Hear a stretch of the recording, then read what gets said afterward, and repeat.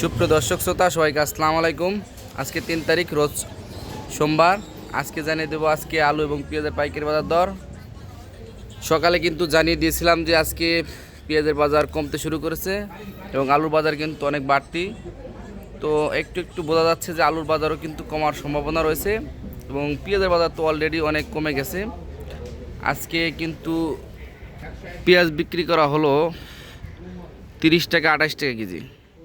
মানে বলা চলে যে পেঁয়াজের বাজার কিন্তু আরও কম। তো যতটুকু জানা যাচ্ছে যে আরও কিন্তু কমতে পারে, একবারে ধসে যাচ্ছে কিন্তু পেঁয়াজের বাজার। দেখতে পাচ্ছেন দর্শক কত সুন্দর সুন্দর পেঁয়াজ। এই পেঁয়াজগুলো কিন্তু আজকে বিক্রি করা হলো মাত্র 28-30 টাকা। এগুলো হচ্ছে কিন্তু মানিকগঞ্জের, আর পাশে কিন্তু রয়েছে রাজশাহীর পেঁয়াজ।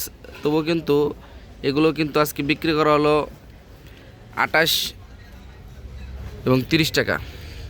পাশাপাশি কিন্তু আলুর বাজার একটু বাড়তির দিকে রয়েছিল, কিন্তু যতটুকু জানা যাচ্ছে বাজারে কিন্তু বেচা বিক্রি নেই, যার কারণে কিন্তু আলুর বাজারে কিন্তু কমার সম্ভাবনা রয়েছে। আলুর বাজারে কিন্তু কমতে পারে। পাশাপাশি কিন্তু আদার বাজার অনেকটাই কম। আদা কিন্তু আজকে 70-68 টাকায় বিক্রি করা হলো।